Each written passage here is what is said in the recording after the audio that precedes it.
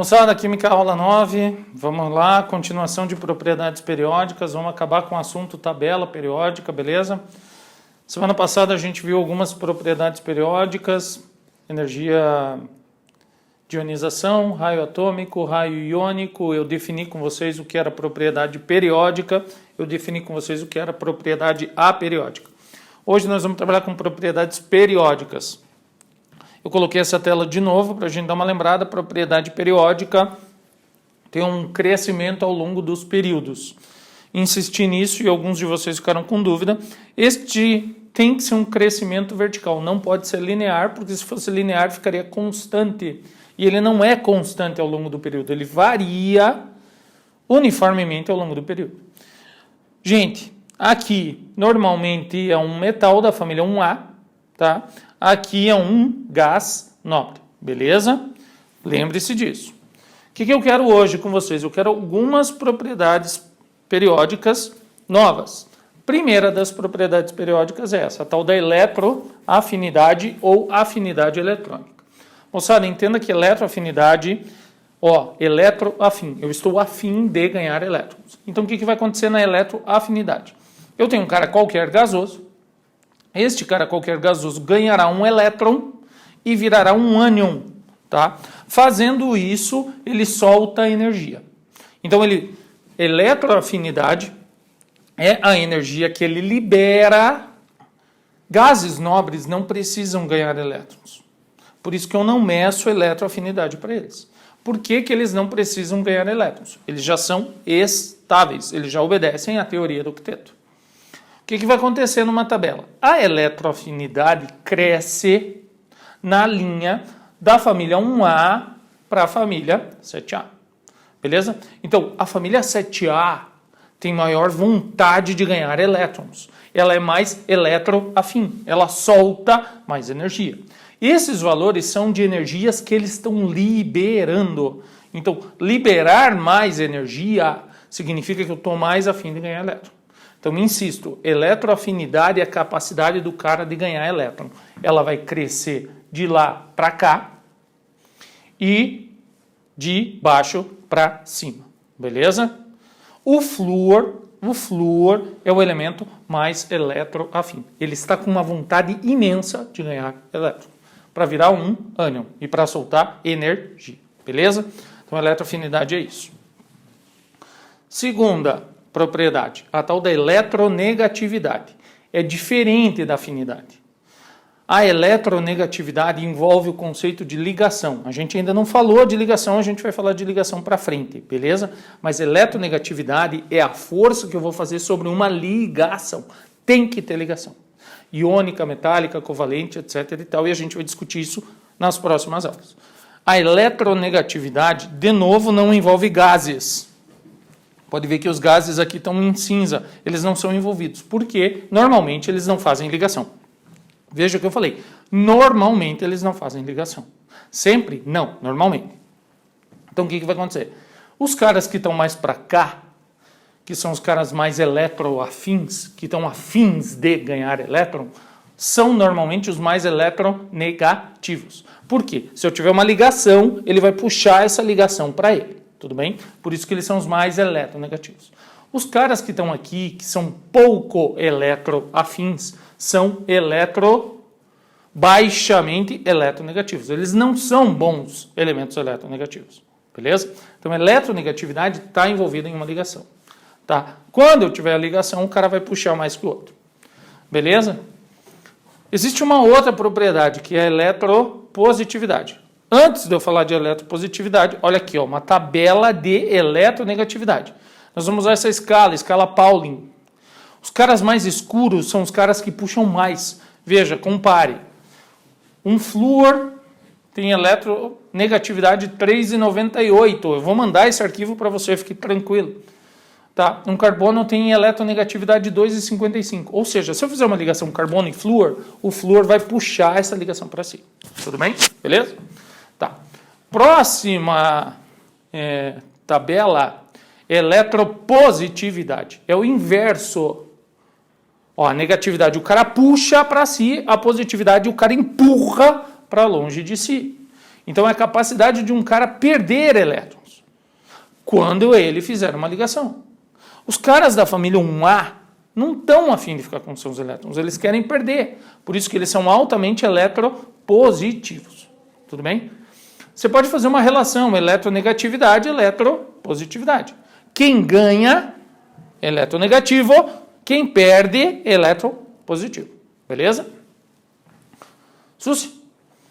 Aí dessas duas surge a reatividade. Reatividade é a propriedade em que eu vou relacionar o cara que quer perder com o cara que quer ganhar. Beleza? Então, ó, estes caras querem perder muito. Esses caras querem ganhar muito. Se eu juntar esses dois, eu vou ter uma alta reatividade. Beleza? Então, é a facilidade de fazer ligação. Tranquilo? Mudando o foco, nós vamos para as propriedades físicas agora dos elementos. Características físicas. Aquelas outras eram características químicas. Características físicas dos elementos. Vão depender de algumas situações. O que o vestibular cobrará de vocês? Primeiro, densidade. Densidade, moçada, você não pode esquecer que é divisão massa por volume. Como é que cresce a densidade numa tabela? Elementos muito densos são aqueles elementos que têm muita massa e pouco volume. Se eu pensar que aqui são gases, eles têm muito volume e pouca massa.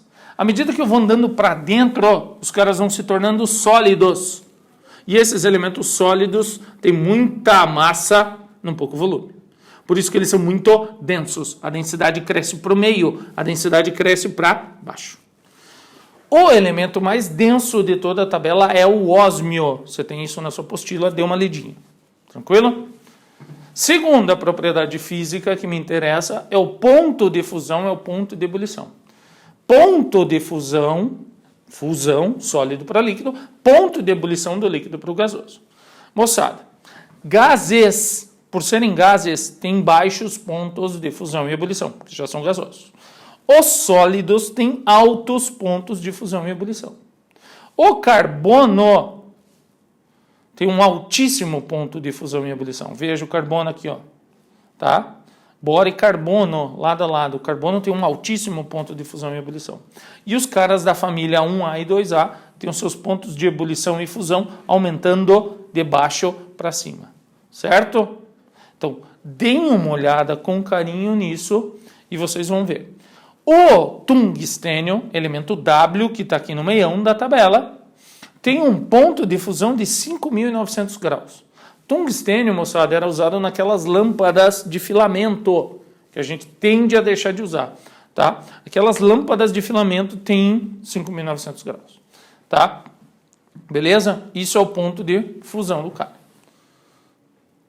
Olha lá. Ponto de ebulição aqui. Ó. Tá? A primeira tabela era ponto de fusão, melting point. A segunda tabela é pontos de ebulição, boiling point. Pode ver que a temperatura aqui está em Kelvin. Tá? Kelvin sempre graus Celsius mais 273. Próxima propriedade que essa aula vai cobrar de vocês é o volume. Volume, moçada, é o inverso da densidade. Se o cara é muito denso, ele tem pouco volume. Se o cara é pouco denso, ele tem grande volume. Então, o volume cresce para fora. Por que gases têm alto volume? Porque eles são pouco densos.